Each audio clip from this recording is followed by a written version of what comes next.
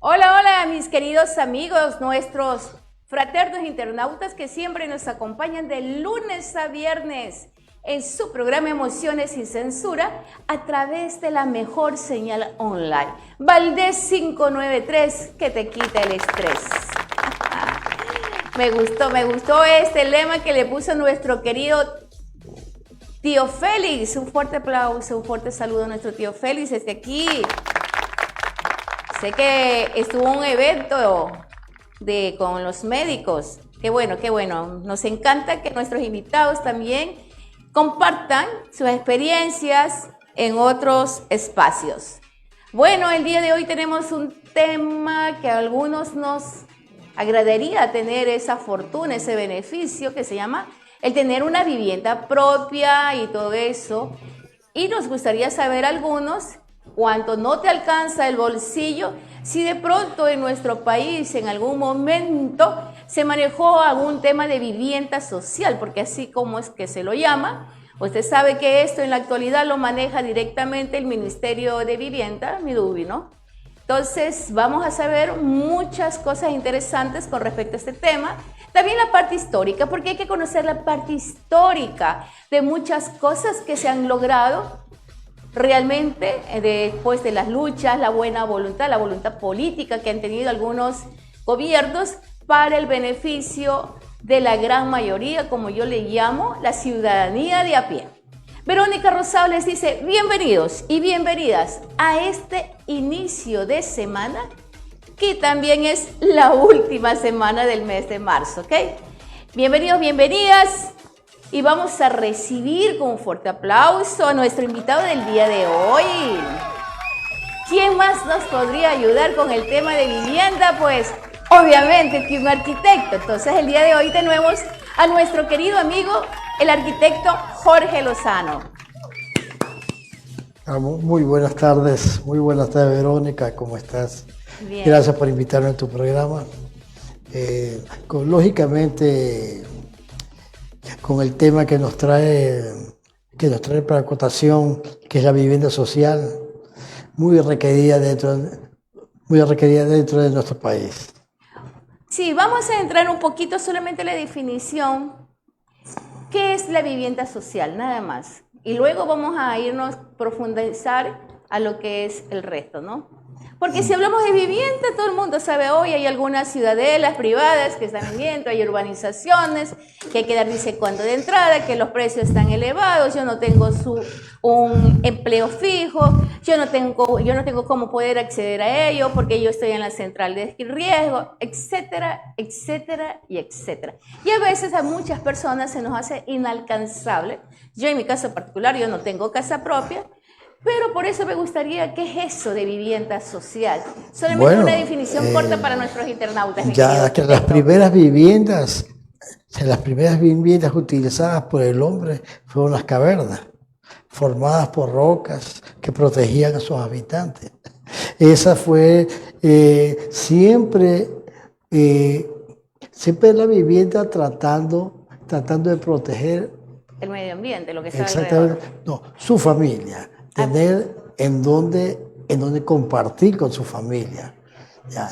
Lamentablemente dentro del Ecuador se dio unos cambios de formato que no mejoraron con el tiempo, sino que fueron casi tuburizando la vivienda social. Entonces, sobre ese tema pues nos referimos nosotros, nos referimos el mejor constructor de vivienda social dentro del Ecuador, podríamos llamar al IES. Al Instituto Ecuatoriano de al Seguridad Instituto Social. Ecuatoriano de Seguridad Social. Ya. Desde antes por medio de por medio de la caja de pensiones, se comenzó las primeras viviendas en Guayaquil. En Guayaquil, estamos hablando en Guayaquil. Y lamentable, como soy de Guayaquil, tengo que mencionar Guayaquil es parte del Ecuador. Bueno, entonces la caja de pensiones comenzó las construcciones en Guayaquil aproximadamente por el año 1928-30. Comenzaron las construcciones aquí. Aquí las primeras construcciones... Un ratito, mi querido arquitecto, todavía no vamos a profundizar más en el tema. Yo solamente quería una pequeña definición con respecto a la vivienda social. Y para ser más enfática lo que acaba de decir nuestro querido arquitecto, las viviendas sociales cuando el gobierno te subsidia el respecto al valor de la vivienda, cuánto se demuestra que tú no tienes la capacidad económica para poder comprar esa vivienda por los otros distintos proyectos o programas que pueda tener la empresa privada. Entonces, excepcionalmente el gobierno te subsidia la vivienda, ¿ok? Entonces, por ahí vamos, pero ustedes siempre saben cuál es nuestro formato en nuestro programa. Siempre a todos nuestros invitados, siempre nos gusta que nuestros internautas le conozcan la parte humana. O sea, ese ser humano que se identifica con los demás. Sí, él es un arquitecto, es un profesional. Vamos a tratar un tema en específico, pero él es un padre, no sé si eres abuelo, cómo ha sido, qué edad, ya que vamos a hablar de vivienda, qué edad tuvo su primera vivienda, cómo logró hacerlo y lo demás. Entonces, antes de avanzar con esta parte, me estaba pasando por alto agradecer una invitación que me han hecho, el día de hoy me hicieron llegar, me la hizo llegar el Centro para la Promoción y Formación Social, el CEPROFOR Ecuador, al estreno oficial del documental Embajadoras de la Resiliencia. Esto se va a realizar el 5 de abril en la Cinemateca Nacional de la Casa de la Cultura, Sala Alfredo Pareja. ¿Ok? Esto, ¿de qué se trata? Les voy a leer un pedacito la sinopsis de este documental, Embajadoras de la Resiliencia. Cuenta con 4 relatos auténticos de mujeres migrantes en Quito, Ecuador. Desvelan su lucha contra un enemigo oculto, la aporofobia, manifestada en diversas formas de discriminación. A través de la creación de redes de apoyo superan desafíos y transmiten un mensaje de respeto y dignidad para todas y todos. Estas historias conmovedoras resaltan la resiliencia y el empoderamiento colectivo, convirtiendo a estas mujeres en las auténticas embajadoras de la resiliencia.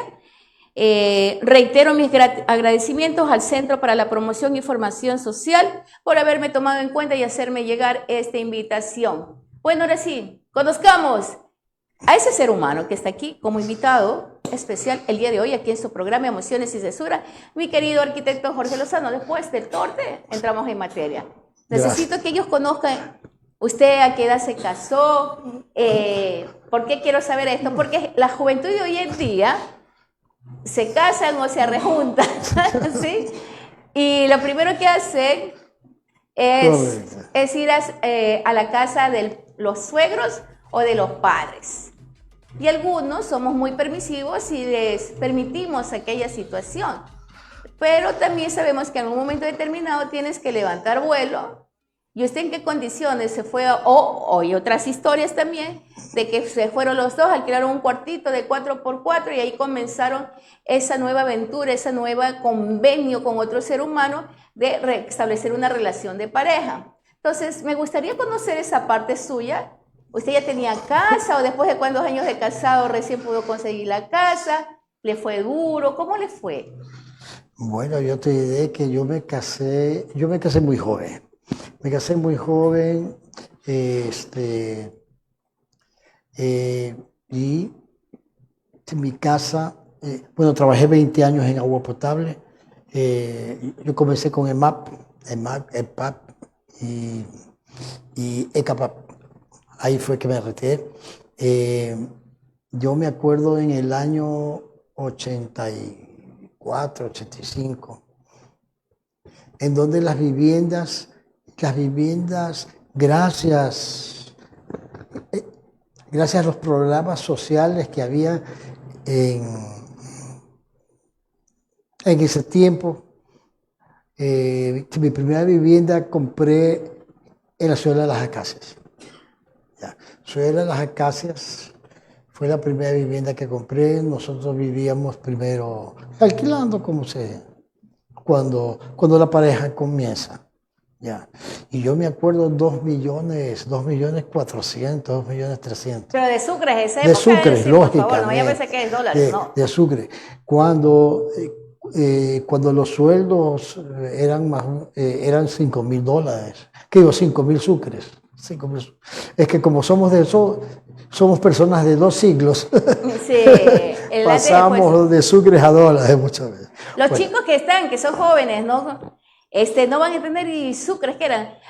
Los sucres eran nuestra moneda nacional, ¿sí? Después adoptamos por cuestiones que en su momento irán conociendo, si es que nos da tiempo también, cómo fue que nos dolarizamos o dolarizamos.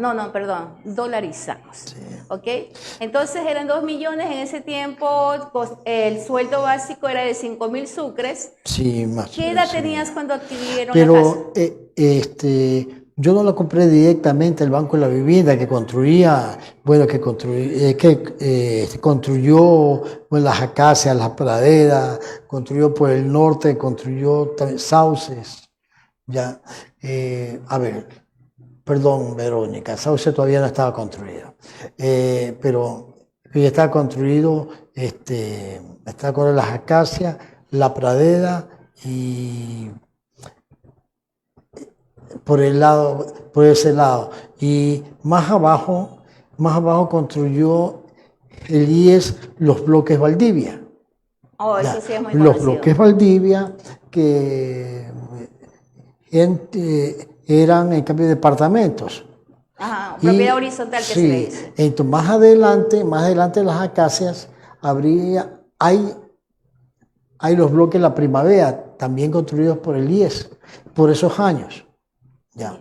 El IES, como fue mi primera intervención, el IES fue el mejor constructor del Ecuador.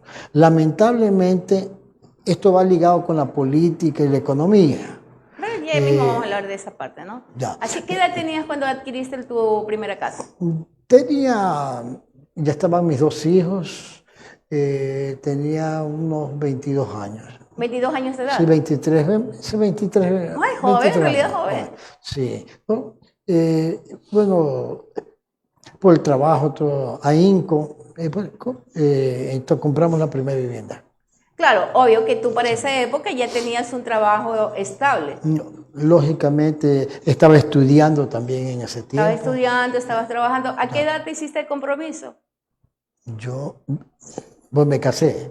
Me casé a la edad de 19 años y medio. Ah, ya, 19 años. No me parece mal que a los 23 años ya adquieras tu casa y que tengas un trabajo estable. Lamentablemente, una de las situaciones con las que la mayoría de la juventud hoy en día no cuenta, porque la tasa de desempleo ha crecido bárbaramente. Ya volvemos con más después de esta primera corte comercial, aquí en Valdés 593. Inicio de espacio publicitario.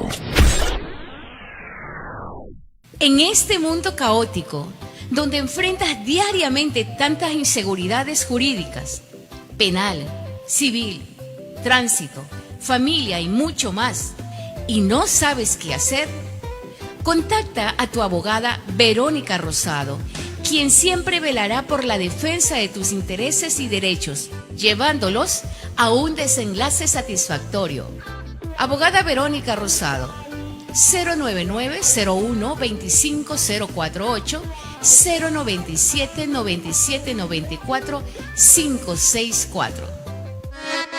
Si estás en el centro y quieres comer rico, ingresa por la puerta principal del Mercado Central, frente a El Barata. Avanza a mano derecha y busca el local número 4, Santa Teresita. Y prepárate a degustar de los más exquisitos platos tradicionales del Ecuador. Caldo de gallina, jaguar locro, seco de chivo, seco de pollo, ceviches, bolones, tigrillos y mucho más. Atendido por un personal capacitado y su propietaria, Elvia Tapia. Atendemos todos los días, de lunes a domingo. En el Mercado Central, Comedor Santa Teresita, local número 4. Final de tu espacio publicitario. Verónica. Bueno, aquí estamos de vuelta con nuestro invitado, el arquitecto Jorge Lozano. Para los que recién se unen aquí a su programa Emociones sin Censura, él se casó muy joven, a los 19 años, tuvo un trabajo estable, lo que le permitió que a la edad de 23 años ya tenga su primera vivienda propia en el sur de la ciudad, dentro de los programas que manejaba el IES en esa época. Y estaba estableciendo que uno de los mejores programas con respecto a vivienda los ha construido el IES. Es lo que me dijiste. Bueno, los programas que te mencioné, las acacias, la pradera, fueron construidos por el Banco de la Vivienda. Por el Banco de la Vivienda. El IES construyó los bloques Valdivia y los bloques Primavera que están al frente de las acacias. Ya. La empresa privada construyó la Ronda, que también está frente a las acacias, y pues, hasta ese año lo que llamaríamos vivienda social era una vivienda digna donde se podían desarrollar la familia. Ya. Dentro de mi juventud, más joven, pues 15 años, 16 años, pues conocí los bloques multifamiliares pues, del IES, que quedan en la calle Quito. Lo que queda en el frente del Parque Forestal.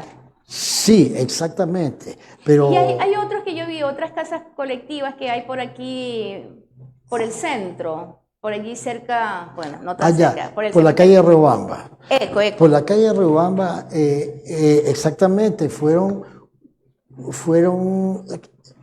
los primeros condominios que construyó el IES. Ah, ya. Sí, el IES construyó eso cuando Guayaquil no avanzaba mucho todavía. Esa era más o menos la parte donde terminaba Guayaquil. Pues. Estaba cerca de Las Peñas, cerca del cementerio. Claro, recordemos que la ciudad cuando crece nace en los cerros de Santa Ana y cerros del Carmen. Recuerden que también el faro que ustedes cuando va de turismo a visitar por allá, desde allí se hacía la vigilancia de control con respecto a nuestra ciudad, y ahí es cuando se podía visualizar, cuando empezaba a crecer la ciudad, cuando se acercaban los piratas y lo demás, y que la ciudad nace de allí y crece por el lado de lo que hoy en día se conoce como Malecón. Y allí estaban pues, locales de la venta de cacao, se ponía a secar el cacao y todo lo demás, porque allí antes también teníamos, bueno, yo sí me acuerdo, yo sí tengo algunos años, tengo algunas primaveras, entonces yo me acuerdo que allí también se acodaban las embarcaciones que llevaban los productos desde Guayaquil o hasta Guayaquil. Entonces, busque un poquito la historia, es fantástica la historia de crecimiento de nuestra ciudad y por qué nace. Entonces, me imagino que en esa época era como quien dice la parte colindante, ¿no? Algo así, dentro de la ciudad. No, pero no, eso ya estamos hablando por los años 1940, que fueron construidos ese tipo de bloques ahí.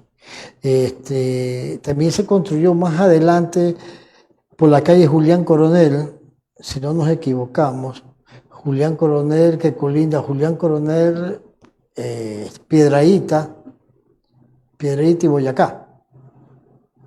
Hay también que queda frente esas como casas colectivas, digo casas colectivas porque eran varios departamentos. Ya. Y estas casas colectivas que quedan aquí en la Gómez Rendón y... También fueron construidas por el IES.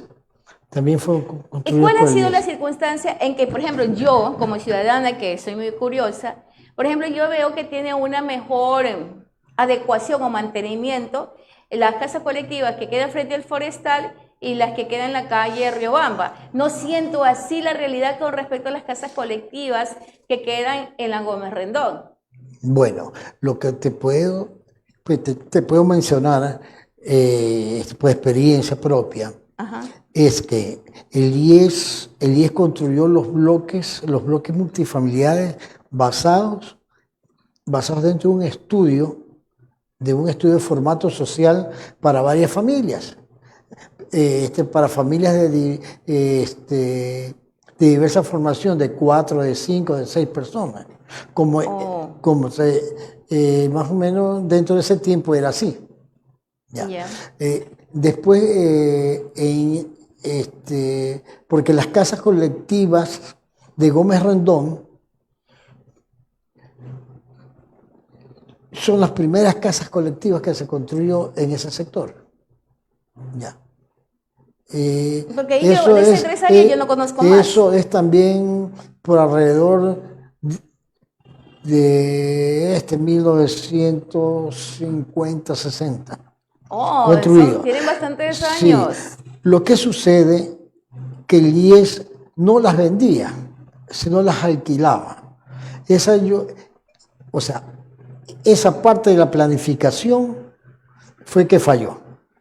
O sea, Porque- las construyeron para alquilarlas, Para no alquilar para a venderlas. sus afiliados.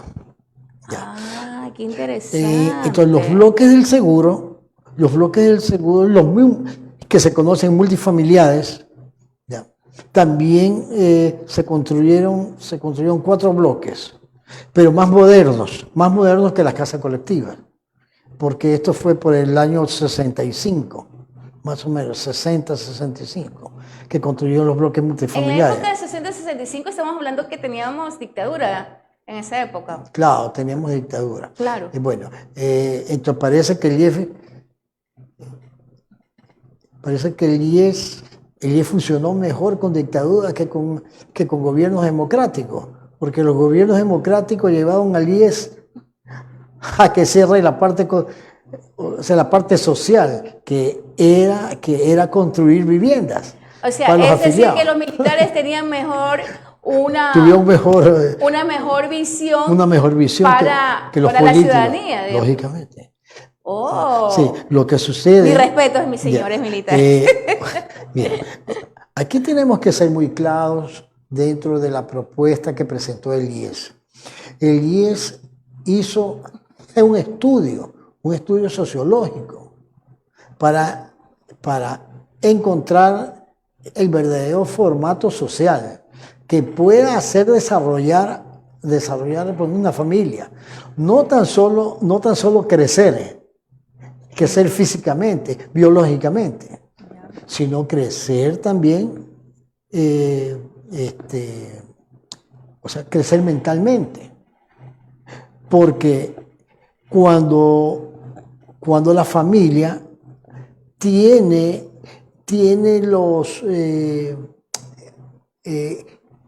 satisfechas sus necesidades básicas, es una familia que crece mucho más estable. Hoy en día se construye,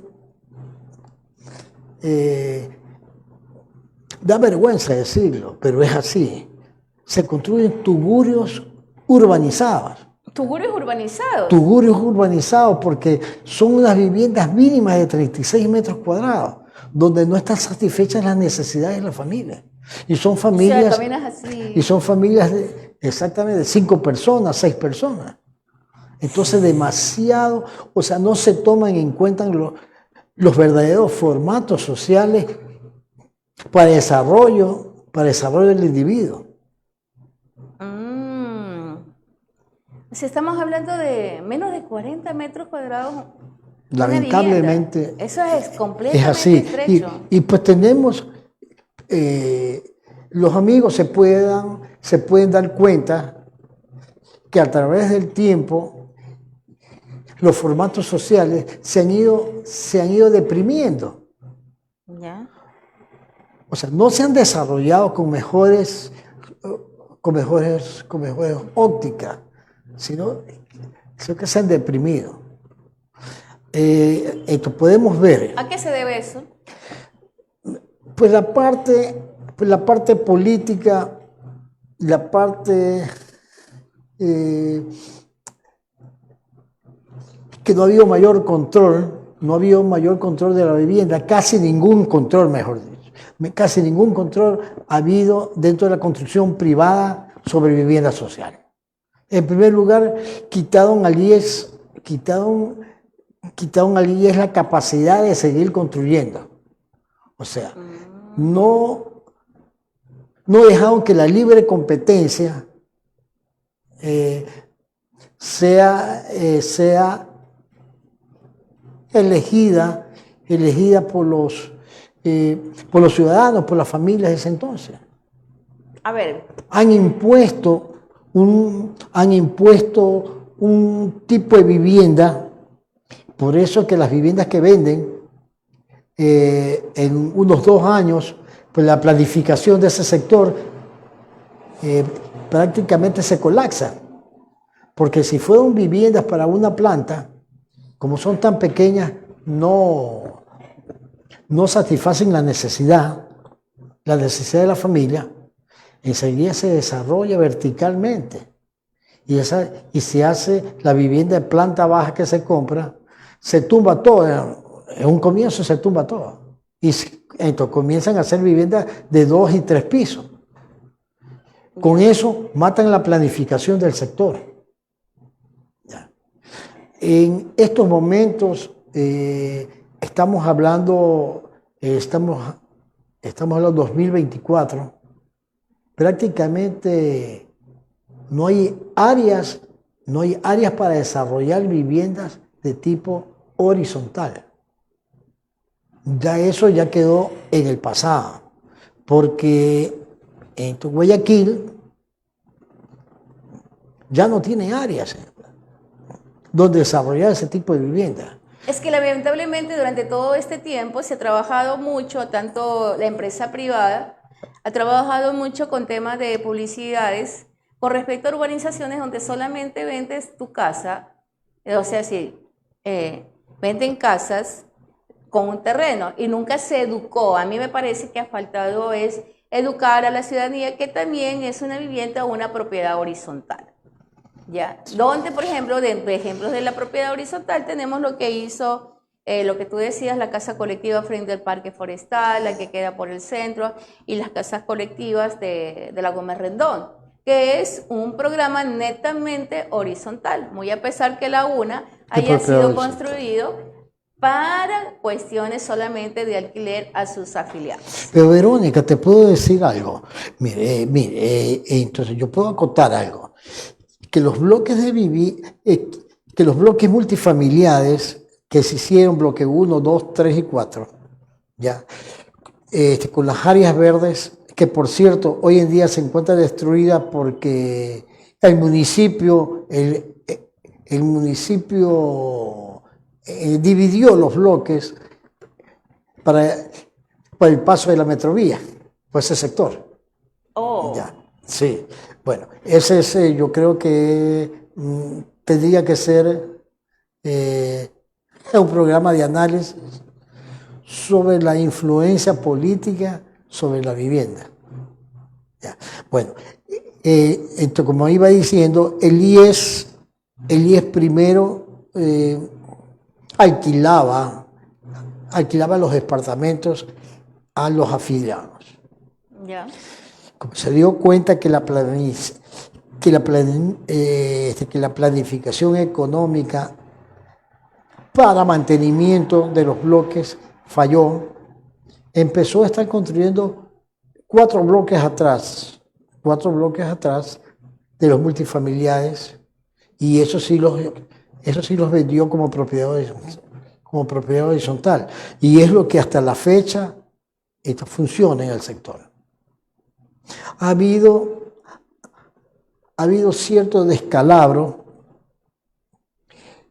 porque no se mantuvieron los mantenimientos que deberían haber proseguido en los bloques que alquilaban. Ya. Entonces la cuestión política también, Bueno, también la influyó. falla generalmente en ese tipo Influyó de cosas es la también. administración. Sí, Falla es completamente de la sí. administración. Bueno, tú sabes que, entonces, ¿cómo estamos con el seguro hoy en día? Prácticamente todo gobierno lo ha cogido como caja chica y nos está perjudicando a todos los afiliados. No es tan solo... No Es tan un solo- botín que se lo han querido llevar. Antes el IES invertía dentro de la construcción de la vivienda. Hoy en día el IES invierte en bonos del Estado. Y eso es lo que nos está llevando a un caos tremendo. Porque el IES, yo siempre he pensado y mantengo lo que pienso, el IES es de los trabajadores, no es del gobierno. Ya. Y lamentablemente el la IES política influye y destruye. A ver, el Instituto Ecuatoriano de Seguridad Social pertenece, y allí también vamos a hablar un término, ¿no? Los mandantes son los afiliados, los empleados, los trabajadores, ¿ya? Es igual que en una universidad. ¿Cuál es la columna vertebral de una universidad? Los estudiantes. Los estudiantes, pues. Sin Claro. estudiantes puedes tener el mejor docente con una buena preparación científica y lo demás, pero si no hay estudiantes, ¿a quién va a transmitir ese conocimiento? Entonces, los trabajadores y empleados afiliados al Seguro Social, que ahora con la bendita vaina de que ya no vas a tener dependencia laboral, ya no te van a afiliar porque te van a pagar por horas, ¿ya? Que es lo que nos están lavando el cerebro. Entonces, Ojalá que ¿a quién vas? Ojalá que la población se dé cuenta. Ojalá que la es un población error- le ponga es un no a esa error pregunta en la consulta. totalmente garrafal. Sí, completamente. Además, con esos costos de hora, que se, $1 pues, háblese, serio. yo creo que está por los $3.86 y Pero ¿qué me en cuesta $5 es la mejor opción. No, por pues, hora. si me Con- quieren pagar por hora a mí, si tú me preguntas a mí, yo como empleada, no voy a tener dependencia. Primeramente, yo voy a elegir dónde voy a trabajar, ¿sí? Y a mí me conviene a ver, Verónica, si te dicen que me van a pagar $15 por hora trabajando, dando mantenimiento a una oficina, se limpieza, yo encantada te voy. Pero yo también sé que en otro lado también me están contratando para lo mismo y que yo sé que en 2 horitas papas y las otras 2 horas son 4, he ganado $60 el día. Pero eso va a justificar para yo poder por lo menos suplir la necesidad de esa famosa canasta básica. Ahora, no tan solo pensemos en la canasta básica, Sí. pensemos que los años pasan Y, y pensemos también que las enfermedades vienen. claro, Ya. Entonces, es un dónde va a sacar el médico para la es un medicina? hecho que no está planificado. ¿Quién va a pagar el IES? ¿O es que en su totalidad le quieren cargar al empleado? es que... Empleado. Pero papá, Al trabajador usted que sabe pague su IES. Lo que usted sabe que hace mucho tiempo atrás le han querido echar mano al seguro, le han querido hacer desaparecer, diciendo que tiene un mal servicio, O sea, si tú me preguntas a mí como Verónica o como una persona afiliada, yo sí he recibido una buena atención y sin estar buscando y tocando, ay, que las influencias no nada que ver. A mí sí me han tratado bien los médicos, enfermeras, los distintos dispensarios, consultorios que yo he ido del seguro, yo sí. Lógicamente, ¿cuál ha sido el único requisito? Ser educada, más nada. Y cuando me tocaba esperar un poquito, que a mí no me tocaba esperar meses, ¿para qué voy a decir no? Sí. Entonces, pero yo también he averiguado dónde es que hay menos afluencia de pacientes, pues.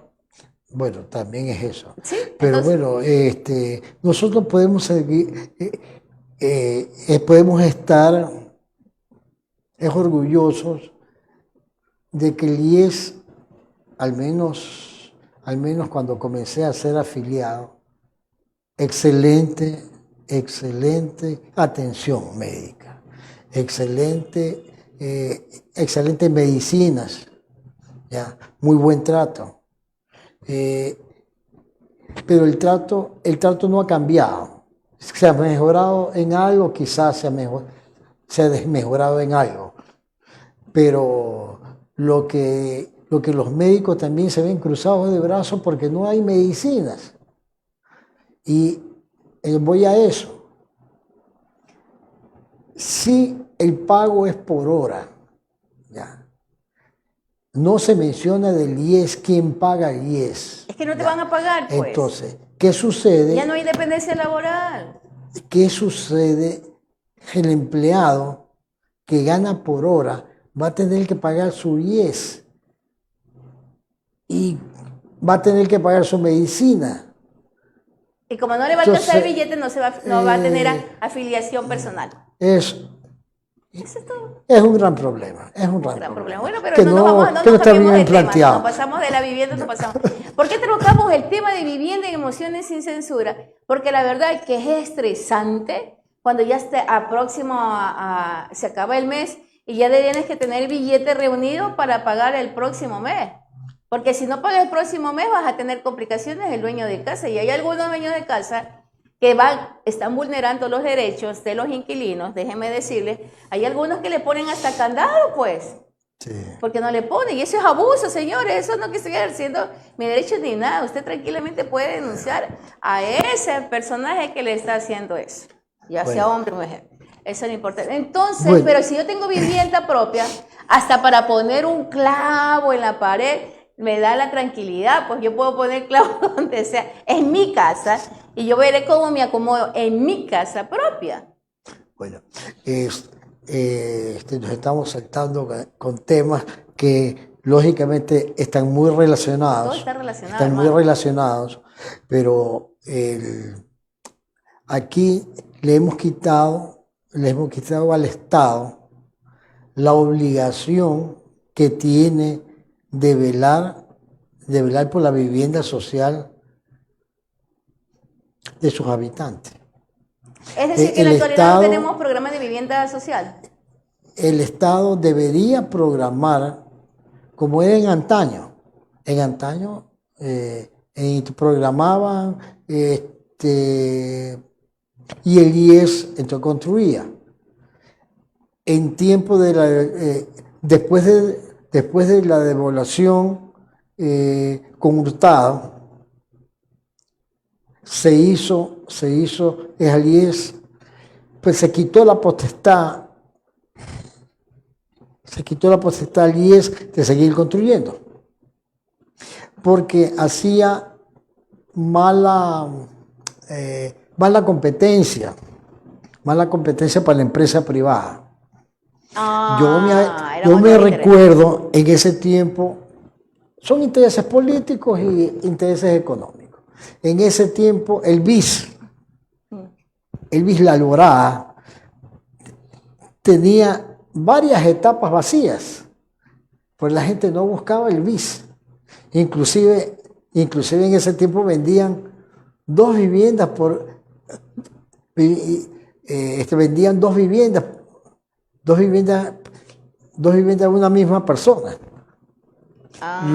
Sí. ¿Y por qué? Porque no existía demanda. La demanda estaba dirigida hacia el IES, hacia las construcciones del IES. Esa era la programación. Entonces, desde ahí viene total. El IES es una constructora fantástica, buenos profesionales, buenos sociólogos, ¿ya? Que planificaban y veían. Por eso que las construcciones del IES son porque le totalmente distintas. La empresa privada hace un tipo de construcción que no se asemeja en nada al tipo de construcciones del IES. El IES construyó la Ciudadela 9 de Octubre, una ciudadela que nunca se ha ido a pique con las lluvias que había. Aquí no es de que la marea está alta, la marea está baja, lo que necesita... Lo que fue una verdadera planificación. Mira. ¿Es esto? Es que nosotros tenemos que ser muy claros. Como técnico que soy, siempre se ha visto que los presupuestos de las obras públicas son bien trazadas, ya, son bien calculadas con materiales de primer orden. Se supone. En cambio, no podría decir lo mismo que la construcción privada. La construcción privada genera plusvalía, ganancia, ya. Y no es la misma calidad de materiales, lamentablemente no es la misma calidad de material. Y entonces nos podemos dar cuenta muy sencillamente, cuando llueve, ¿dónde más se inunda? ¿El norte o el sur?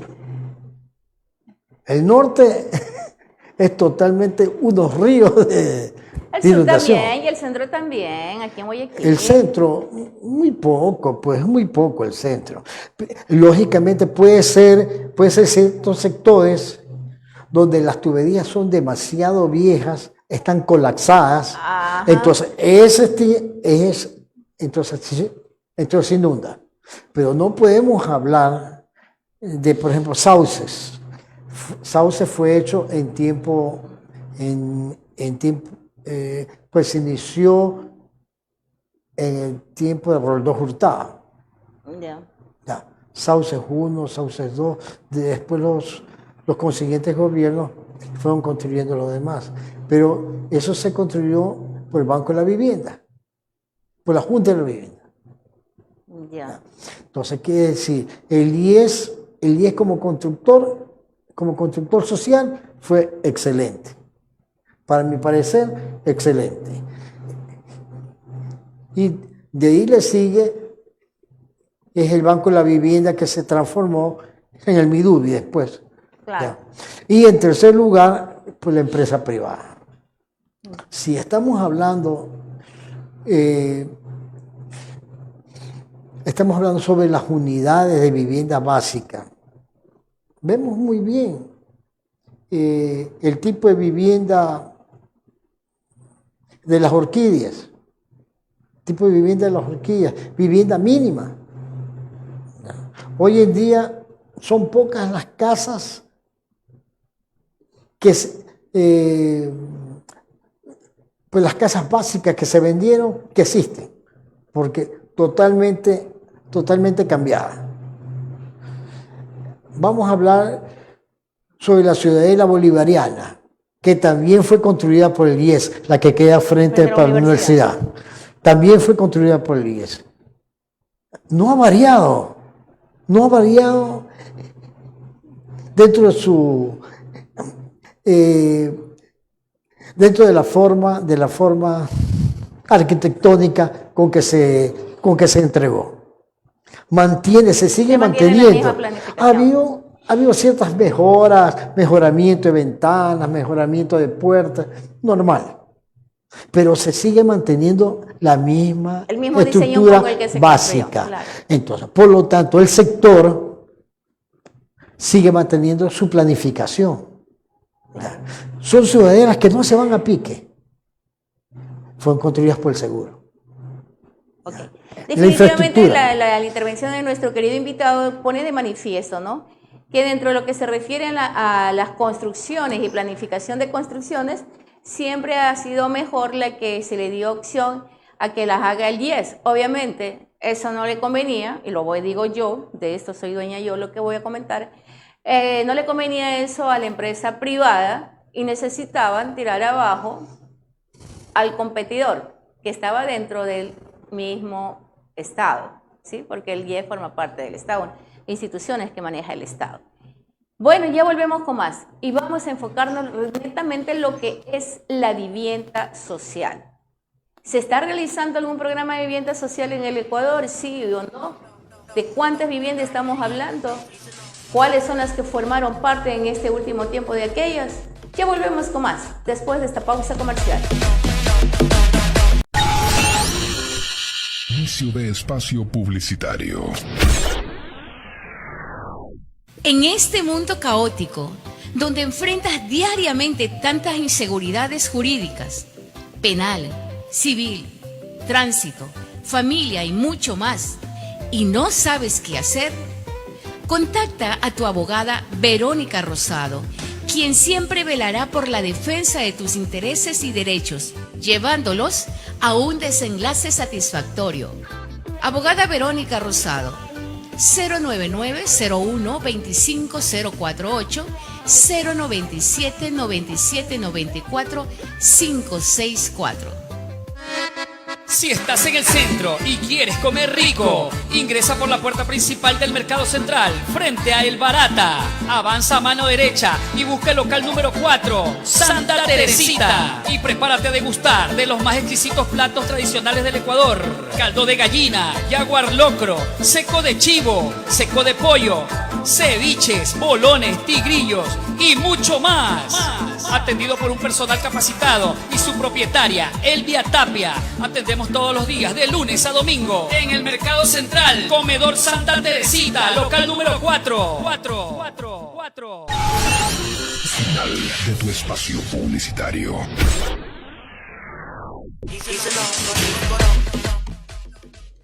Bueno, mis queridos amigos, ya estamos en el último segmento del programa del día de hoy, Emociones sin Censura, que tiene que ver mucho lo que se refiere vivienda, y yo voy a hablarles un poco con respecto al tema de vivienda social. Yo no tengo y no voy a echar flores al presidente Daniel Noboa, pero estuve haciendo mis averiguaciones respectivas con respecto a vivienda social. Uno de los programas que se visualizaron con respecto a vivienda social fue la de sociovivienda, ¿ok? Sociovivienda, ustedes ya saben lo que ocurrió en estos tiempos, ¿no? Lo que se ha desencadenado, y obviamente se ha militarizado, porque el tema de seguridad también es importante de lo que se refiere en vivienda, ¿no? Entonces, hasta donde tengo entendido, se va a reasignar las viviendas de sociovivienda, ¿no? Va a nuevos propietarios, ¿ok? Entonces, es lo que yo estuve investigando. El gobierno actual de Daniel Noboa, muy corto, no tiene ningún programa de vivienda social. Guillermo Lasso no lo tuvo. Lo que hizo fue que retomó el programa de vivienda social que tenía el gobierno anterior, Moreno, que no lo concluyó. Lo toma, lo asume el Lasso, tampoco lo concluye, y lo está concluyendo el actual gobierno de Daniel Noboa. Y me parece muy bien, en ese sentido yo lo felicito. ¿Por qué?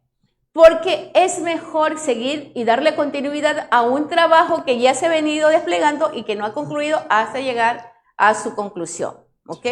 Es mi parte como ciudadana común y corriente, como una simple mortal, como se decidió. Sí. Ahora, dentro del programa de vivienda social que había elaborado Moreno en su momento, estaba hablando de 13.000 viviendas. 13.000 viviendas para 3 gobiernos, atenderlo es bastante mínimo para la realidad que se atraviesa, ¿no? Hoy en día, en lo que se refiere a Guayaquil, ya no hay un programa de vivienda social. Vamos a hablar primero de los distintos gobiernos, todos estos 3 últimos. Va a haber uno que se llama Guayaquil de mis amores, que ya nos va a hacer vivienda social, porque ¿cuál es la característica de una vivienda social? En que es el Estado el que subsidia, el Estado el que asume la inversión con respecto a la vivienda, pero va direccionado a un tipo de población, la población que realmente no tenga la capacidad económica para poder adquirir una vivienda. Porque si tú vas a comprar una urbanización privada, te dicen usted debe tener tanto porcentaje con respecto para adquirir la vivienda, y tiene tantos años y a tanto interés. Entonces, el programa de Guayaquil de mis amores se lo denomina el 5-25-5. ¿Qué quiere decir esto? Que vas a aportar el 5% del valor de la vivienda a 25 años plazo con una tasa anual de 5%. Entonces, eso es el nuevo proyecto que se va a dar dentro de 2 meses, si mal no recuerdo, y que lo va a manejar directamente la empresa privada, lo va a manejar las financieras, ¿ok?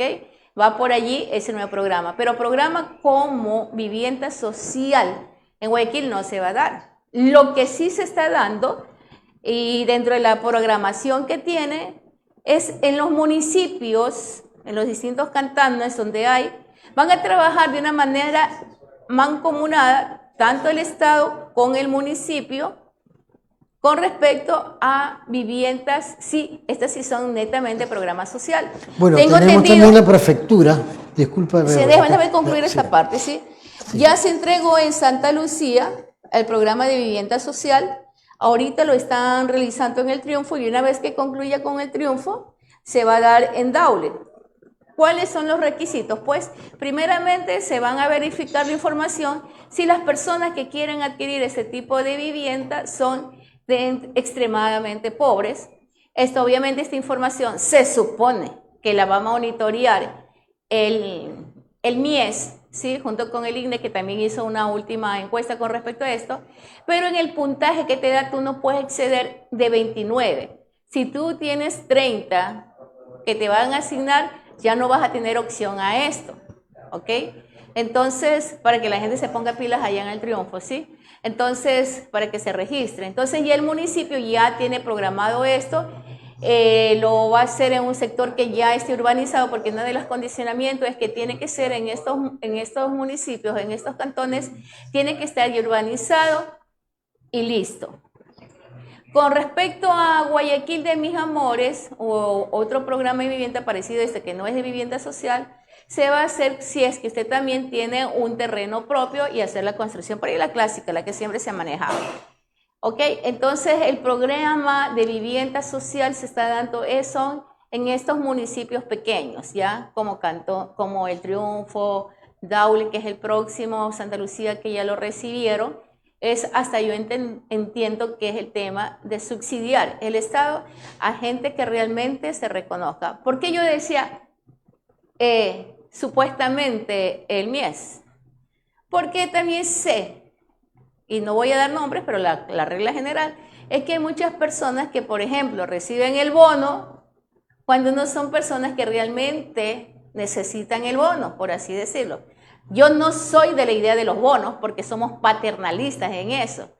Pero bueno, espero que en esta ocasión, debido a una necesidad, más la gente que realmente no posee los medios para poder, y para que no emigren a la ciudad, a que crezcan más los cinturones de pobreza, por un lado, y muchas cosas más que se vienen con esto, es mejor que aprovechen estos espacios, vayan, averigüen a sus alcaldías para que vean cómo usted puede tener acceso a esta vivienda y eso le va a dar una mayor tranquilidad. Déjenme decirles, señores, que la vivienda, tener tu propia casa, te va a dar mucho descanso y vas a tener una mejor predisposición para poder atender a tu familia y las necesidades diversas que pueda tener esta. Pero ya sabes que un problema se te ha quitado de la cabeza. Ahora sí, dígame, mi querido arquitecto. Bueno, los programas de vivienda prácticamente no ha existido. Pues Moreno tenía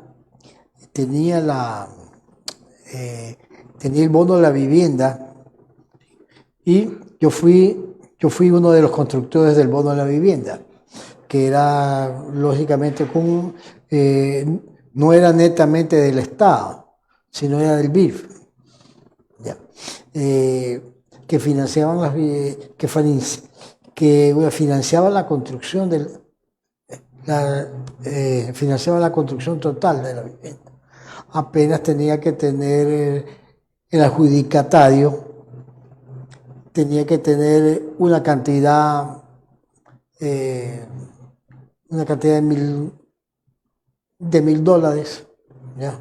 Dentro de una libreta, dentro del Banco de la Vivienda, dentro del MIDUBI, para entonces realizarse la construcción. Se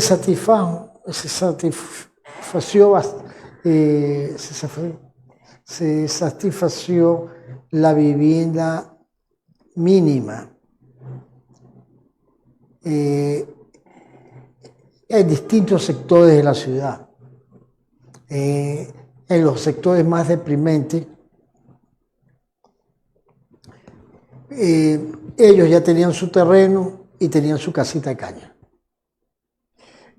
Lo que se hizo fue desarmar la vivienda de caña que tenían y construirle una de hormigón. Pero era 36 metros cuadrados. ¿Ya? En ese tiempo se construyó con $10.000. ¿Ya? Con $10.000 construíamos. Lógicamente le daban los acabados básicos. ¿Ya? Por ejemplo, la cocina pues, tenía sus azulejos, el mesón, la parte del lavadero, pues tenía su protección de cerámica. El baño tenía su protección de cerámica, la parte de ducha.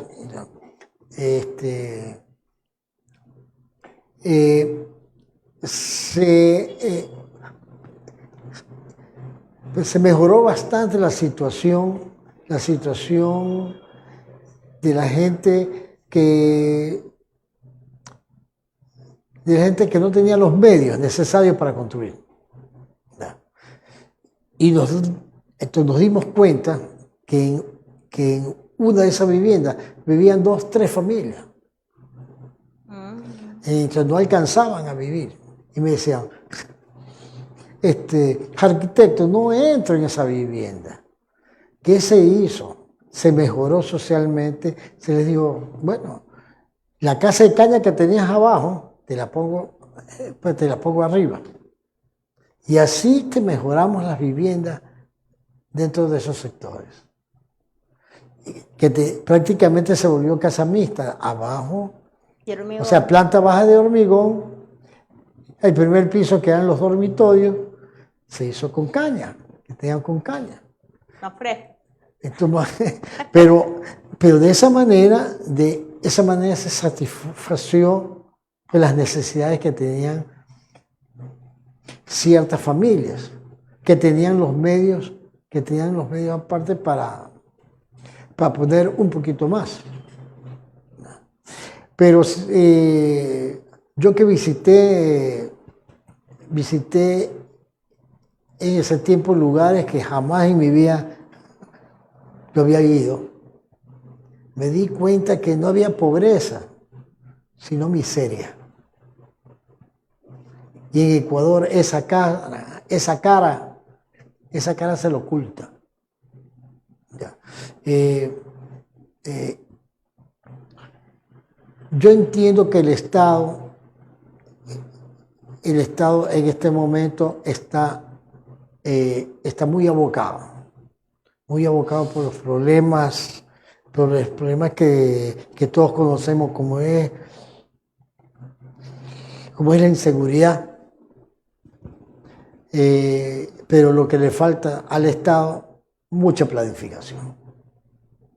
Mientras que no tengamos esa planificación real, no la planificación que quieren escuchar los habitantes, porque aquí se plantea una planificación totalmente irreal, se podría decir, porque es una cosa la que hablan dentro del discurso y otra es la que realmente vivimos. Es que el discurso es demagógico. Totalmente. Se tienen que vender mentiras para que la población les dé el voto. Ya. Pues. Si no, ¿cómo? El único proyecto de vivienda que yo conozco actualmente la está realizando la prefectura. Sí, háblame un poquito de eso. Tenemos muy poco tiempo, pero sí me gustaría que nuestros internautas estén al tanto un poco también del tema del... Pero la prefectura se viene realizando ese proyecto mucho antes que venga Noboa. Claro. Desde que entró. Pero yo ya sé que ya hubo por ahí un acuerdo entre lógicamente ellos. Un acuerdo de financiamiento a lo mejor puede ser por ahí. Que es lo que se tiene que dar, pues. Lo que debe ser. Lo que debe ser. El Estado debe planificar y de alguna forma financiar. Yo me recuerdo hace muchos años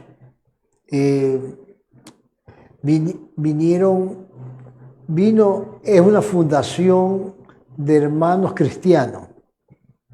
En el tiempo de Bucaram, por el tiempo de Bucaram, vino una fundación de hermanos cristianos que estaban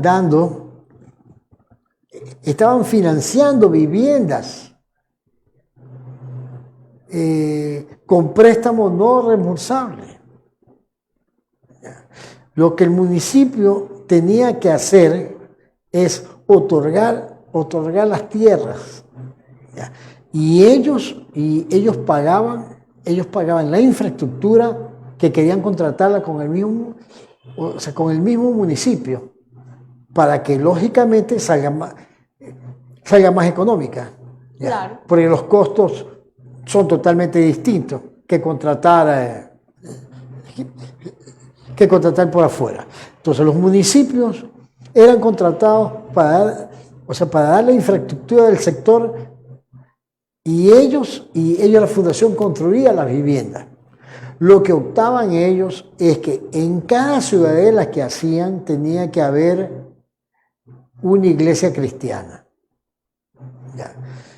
Y pues la planificación que tuve la suerte de ver la planificación de ellos, era un tipo de vivienda, tipo ciudadela de las acacias. O sea, algo decente, algo que satisfacía las necesidades de la familia. Y dignificaba a la familia. Pero lamentablemente se llevó por la parte política y empezaron a pedir su parte ciertos políticos. Lo que hizo la fundación, dentro de la cuestión política. Lo que hizo la fundación irse. No Claro, invirtió en el Ecuador, se fue al Perú. Politiquería. Eso es politiquería. Lamentablemente. Sí, porque política es otra cosa, ¿no? Es un arte ser político, es un arte la política, pero ya cuando caemos en ese tipo de cosas solamente son politiqueros, que desvirtúan el verdadero objetivo de lo que tiene la política. Bueno, un último mensaje, mi querido invitado del día de hoy, arquitecto Jorge Lozano, para que nuestros internautas asimilen el mensaje, que tenga relación con la temática. Yo creo firmemente que nosotros somos dueños de la verdad, y que el pueblo mismo debe tomar las riendas y solicitar y exigir a cada uno de los gobiernos el cumplimiento de sus promesas. Tenemos un IES que prácticamente está moribundo, y que los afiliados no hay la protesta pública para que se dicten medidas reales que satisfacen las necesidades de los afiliados. Se hagan cosas correctas que satisfagan las necesidades de la población. No se está descubriendo el agua tibia dentro del Ecuador. El Ecuador es un país rico, un país que demasiado ha sido golpeado. En demasía ha sido golpeado por politiqueros, y lamentablemente la población es cómplice de ellos, porque calla. Eso es todo. Pero yo creo que todos debemos en algún espacio presentar y alzar nuestra voz. Muchas gracias, Verónica. Gracias mi querido amigo Jorge Lozano, arquitecto Jorge Lozano. Muy agradecida. Sí, yo creo que definitivamente hay que alzar la voz, hay que pronunciarse, pero el pronunciamiento también tiene que ir acompañado más que de una posible solución. Yo creo que los acompañamientos tienen que ser así, porque, bueno, al menos yo decía, no pienso, es fácil criticar, es fácil hacer quedar mal ciertas instituciones del Estado. A mí en lo particular, a mí siempre me ha dolido mucho que se desdibuje la imagen del 10 y yo me he preguntado por qué, ¿sí? ¿Por qué? Porque es un muy buen lugar, espacio de rentabilidad y obviamente le puedes dar a la empresa privada por mala administración y no debe ser así. Y que lo único que nos corresponde a nosotros como empleados y ciudadanía de a pie es defender esos espacios y realmente empezar a ser unos protagonistas de transformaciones que nos pertenecen, que tenemos que exigirlas, no rogarles ni pedirles por favor, no señor, porque cuando ustedes fueron elegidos para en el caso de la presidencia, me voy a ir directamente con el presidente, no fue porque usted tenía que asumir la responsabilidad y saber el tremendo compromiso que usted tenía con más de 13 millones de ecuatorianos. Entonces, con más vendremos mañana, aquí en su programa Emociones sin Censura, a través de Valdés 593, el mejor canal online.